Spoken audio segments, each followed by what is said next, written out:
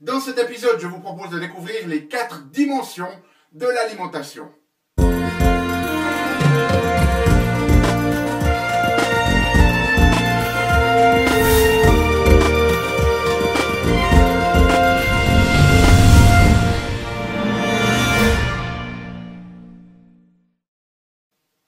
Parce que la vie est bien trop magique pour être petite et que nous avons tous besoin d'une prescription pour grandir en conscience et faire que nos rêves dévorent notre vie. Bonjour, je suis le Dr Yannick Pauly.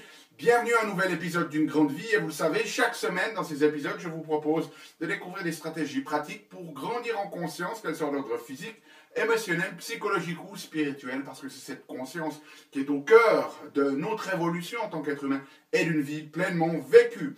Alors, cette semaine, j'avais envie de partager avec vous un petit peu plus d'informations sur l'alimentation et ce sujet était inspiré en fait d'observations que j'ai fait ces derniers temps dans ma clinique.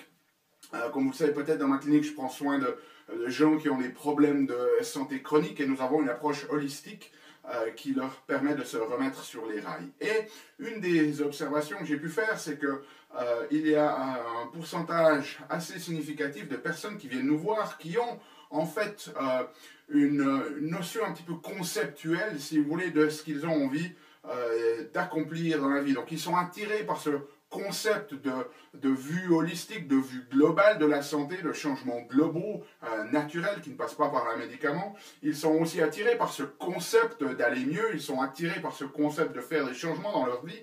Mais au moment où il s'agit de vraiment commencer de changer les choses, eh bien, ces personnes-là bloquent et ne peuvent pas aller de l'avant et finalement, elles abandonnent, même des fois avant d'avoir commencé. Et il y a un certain nombre de points de friction et l'alimentation, c'est un de ces points de friction où un certain nombre de personnes bloquent, n'arrivent pas à transformer. Alors, il y a plusieurs raisons à ça.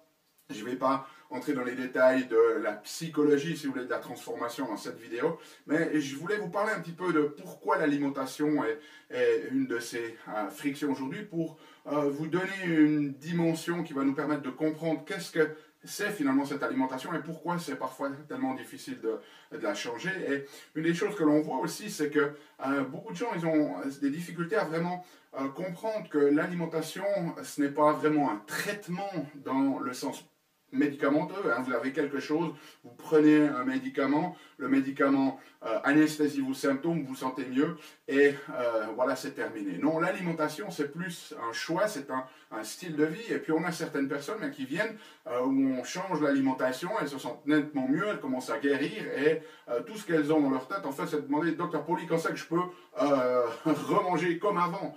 Eh bien, je leur réponds toujours, c'est un petit peu comme si vous fumez, hein, que vous avez un cancer du poumon à cause du fait que vous fumiez. Vous arrêtez de fumer, votre cancer du poumon disparaît et vous venez me demander quand est-ce que je peux recommencer de fumer. Eh bien, vous pouvez commencer demain si vous voulez que les symptômes et le problème reviennent. Donc, ça nous montre à quel point, pour beaucoup de gens, l'alimentation est encore perçue un petit peu comme une forme de traitement, hein, un petit peu comme un médicament, mais plus naturel, et pas vraiment comme un style de vie.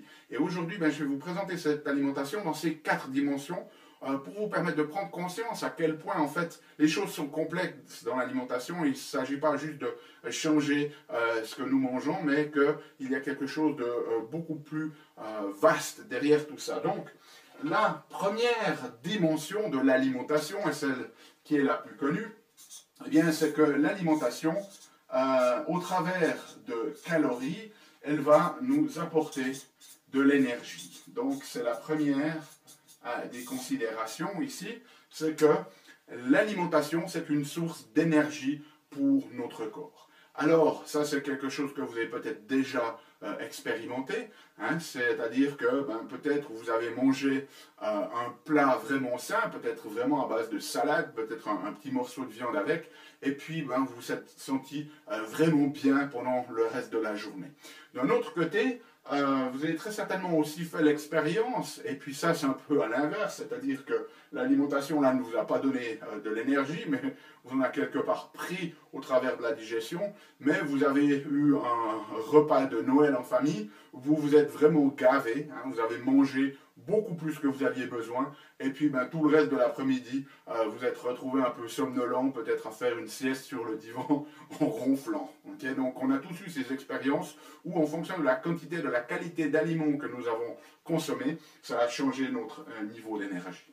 Alors je sais que cette vidéo, elle est basée sur le concept d'alimentation, mais une chose qu'il faut comprendre aussi, c'est qu'il y a des limites à l'énergie métabolique que l'alimentation peut nous apporter. En fait, si l'on regarde au niveau cellulaire, l'énergie est produite par de petites usines que l'on appelle les mitochondries, et ces mitochondries vont avoir besoin d'un certain nombre de fuel, hein, d'éléments de nutriments pour pouvoir bien fonctionner et produire une molécule d'énergie qui au niveau physique, on appelle ça de l'ATP, adénosine triphosphate, ATP. C'est un peu la pile énergétique, si vous voulez, au niveau cellulaire. Eh bien, ce qu'il faut savoir, c'est que l'alimentation, elle ne participe qu'à 25% de la création de cet ATP. Les 3/4 de la formation de l'ATP, elle est liée à notre exposition à la lumière du soleil. Donc on pourrait dire qu'effectivement, cette exposition à la lumière du soleil, au niveau énergétique, elle est beaucoup plus fondamentale que notre alimentation.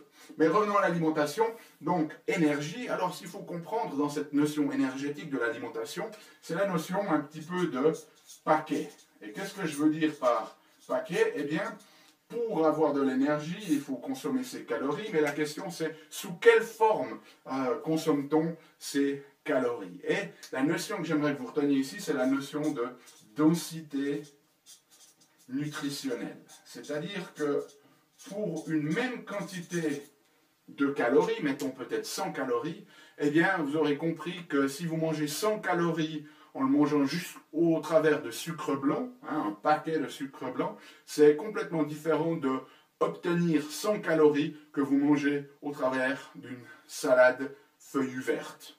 Okay? Parce que dans le sucre, eh bien, il y aura énormément de calories, mais il n'y aura aucun nutriment, il n'y aura aucune vitamine, aucun minéraux, aucun phytonutriment, alors que dans l'alimentation au travers d'une salade, par exemple, eh bien, vous aurez non seulement les calories, mais le paquet qui vient autour, eh bien, va contenir des minéraux, des nutriments, des phytonutriments, etc., etc. Alors, la notion ici, c'est lorsque vous choisissez une alimentation, notamment au niveau énergétique, eh bien, choisissez des aliments qui sont nutri-riches, c'est-à-dire des aliments qui ont énormément de vitamines, de minéraux, de phytonutriments, de phénol et de choses comme ça, pour peu de calories. Ça, c'est le principe fondamental. Okay, donc ça, c'est le premier niveau de l'alimentation. La première dimension, c'est cette notion d'énergie. La deuxième niveau, et ça, très peu de gens connaissent, mais c'est que cette alimentation, eh bien, ça ne nous apporte pas seulement de l'énergie, ça nous apporte aussi de l'information. En fait, au travers d'une nouvelle science qu'on appelle l'épigénétique, mais il était démontré que ce que nous mangeons va communiquer avec nos gènes et notre alimentation, les aliments, les nutriments que nous consommons vont pouvoir activer ou désactiver l'expression de certains gènes. Donc, il faut s'imaginer la chose suivante. Ce qui va s'exprimer dans notre vie, ben c'est un petit peu comme un pistolet. Vous avez l'arme chargée, qui est notre génétique, mais tant que personne ne presse sur la détente, eh bien, il n'y a aucun risque. Et ce qui presse sur la détente, c'est l'environnement. Donc, vous pouvez avoir des gènes qui peuvent potentiellement favoriser le développement d'une maladie, mais si vous mangez une bonne alimentation, eh bien, cette alimentation va envoyer une information à ces gènes pour qu'ils ne soient pas activés. Et je me souviens, et je vais un peu paraphraser ici, mais j'avais lu une étude à l'époque qui a été faite en Californie sur des hommes qui avaient un cancer de la prostate et qui ont choisi de ne pas suivre la voie médicale traditionnelle, c'est-à-dire soit l'opération, soit de la radiothérapie. Et ces personnes-là, elles ont été mises dans un groupe d'intervention où pendant 12 semaines, ils ont radicalement changé leur style de vie. Ils les ont fait passer sur une alimentation de type végétarienne, ils ont commencé à faire de la méditation, ils ont fait du sport 1 heure par jour, donc vraiment un changement de style de vie complet. Et ce qu'ils avaient fait, c'est au début de l'étude, ils ont mesuré un certain nombre de gènes. Une cinquantaine de ces gènes étaient en fait promoteurs de bonne santé et environ 450 gènes étaient promoteurs de maladies. Et ce qu'ils ont pu remarquer, c'est qu'à la fin des 12 semaines seulement, 500 de ces gènes qui avaient été mesurés ont été modifiés dans leur expression. C'est-à-dire que les gènes qui étaient promoteurs de maladies, eh bien, ils ont été désactivés, donc ils ne s'exprimaient plus. Et les gènes qui étaient promoteurs de bonne santé, eux, ont été activés. Donc ça nous montre à quel point cette alimentation, c'est de l'information. Et au-delà de la notion de satisfaction, d'énergie que vous pouvez avoir, ça va aussi parler directement à vos gènes et potentiellement les activer ou désactiver leur expression. La troisième dimension de l'alimentation, et celle-là elle est très très intéressante, et c'est celle-ci qui joue un rôle aussi au niveau de cette problématique de transformation, c'est que l'alimentation elle joue un lien très important dans, dans les liens ou dans la connexion que l'on peut avoir avec nous-mêmes ou avec les autres, et ça je crois que vous en avez tous fait l'expérience. Peut-être que vous avez remarqué qu'à certains moments de votre vie vous vous sentiez bien et vous mangez une certaine alimentation, et puis tout d'un coup quelque chose se passe, vous passez au travers d'une phase de stress émotionnel, et puis tout d'un coup vous vous réfugiez dans l'alimentation pour calmer en fait vos émotions. Donc le premier lien qu'on a, c'est le lien entre nos émotions et cette alimentation, en sachant que, eh bien voilà, en général, lorsque l'on a une phase difficile au niveau émotionnel, eh bien, on n'a pas tendance à aller puiser dans le frigo pour se faire une salade. Okay, on a plutôt tendance à aller puiser dans la boîte à biscuits, dans la boîte à chocolat ou dans la boîte à crème glacée. Okay. Donc un lien aussi avec ces émotions et l'alimentation, et donc vous comprenez bien que si émotionnellement vous ne vous sentez pas bien, ça va être très très difficile de changer votre alimentation. L'autre lien qu'on a, eh bien, c'est bien évidemment le lien social et culturel. Okay. Si on prend la culture, on a une certaine culture, par exemple ici en Suisse, de déjeuner d'une certaine manière. Alors moi j'ai vécu ici en Suisse une partie de ma vie, j'ai vécu en Amérique du Nord une partie de ma vie, j'ai vécu en Amérique latine une partie de ma vie, et puis je peux vous dire que les déjeuners étaient complètement différents. Et ici en Suisse par exemple, on avait mangé une tartine avec pain, beurre, confiture, ça c'était un petit peu la tendance culturelle en tout cas dans ma famille.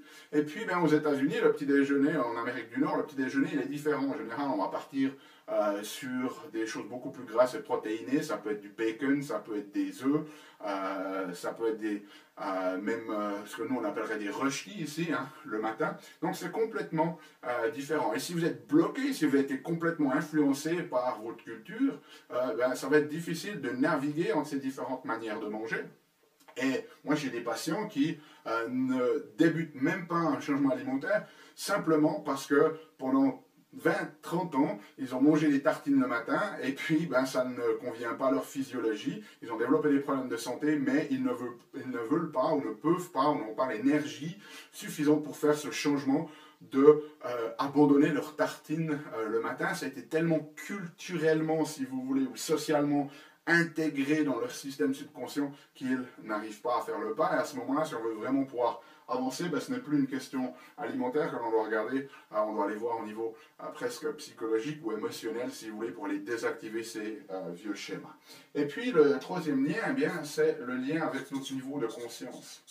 Et ça, c'est quelque chose aussi de très très important à comprendre, c'est-à-dire qu'en fonction de votre élévation de conscience, vous allez aussi en général automatiquement faire des choix alimentaires qui sont différents. Par exemple, si on prend le choix de manger de la viande, eh bien, ça implique une certaine conscience, ça implique l'abattage et la tuerie d'animaux. Donc, si vous dépassez un certain seuil de conscience, vous allez aussi faire des choix où vous n'allez plus manger ce genre d'aliments parce qu'ils impliquent de la violence. Donc, vous allez choisir plutôt des aliments qui sont bas sur la chaîne alimentaire et pas des aliments qui sont en fin de chaîne alimentaire. Donc, on voit que ces liens sont extrêmement complexes.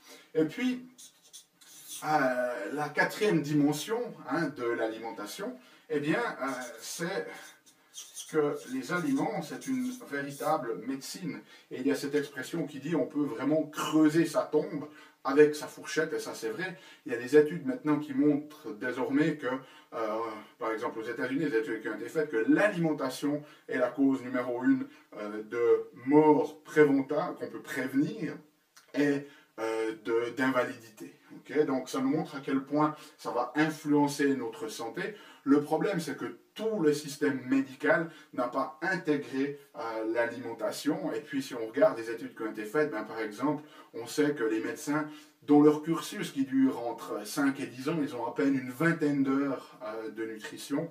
Et c'est très intéressant parce qu'en fait, il y a un manque de cohérence complète entre la perception du public des capacités des médecins en nutrition et les médecins eux-mêmes. Il y a des études, par exemple, aux États-Unis qui montraient que le public, lui, pense que les médecins, leurs médecins sont une source très crédible de conseils alimentaires, alors que quand ils font des sondages des médecins, il y en a 6 sur 7 qui disent qu'ils ne sont pas adéquatement préparés pour conseiller leurs patients en matière de nutrition. Il y a même une étude étonnante qui avait été faite aux États-Unis, où ils ont pris des gens dans la rue, comme ça, ils leur ont posé des questions sur des bases de la nutrition. Ils ont fait la même chose avec des médecins, et les gens pris au hasard dans la rue avaient en moyenne plus de connaissances que le médecin sur ces bases de la nutrition. Donc ça nous montre à quel point ça n'a pas encore été intégré dans la culture médicale. Donc, si vous décidez de choisir l'alimentation comme moyen d'aller mieux, comme moyen de guérir, il faut vous tourner vers quelqu'un qui a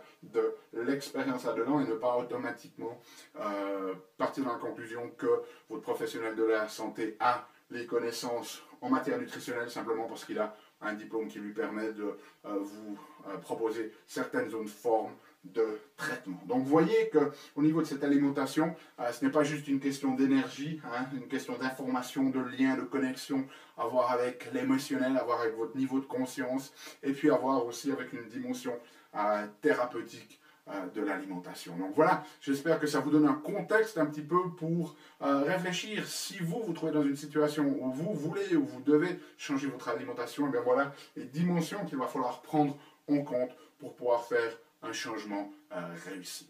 On se retrouve nous bientôt pour une nouvelle vidéo. D'ici là, laissez-moi vos commentaires et puis souvenez-vous, aimez la vie, émerveillez-vous et contribuez chaque jour un petit peu plus.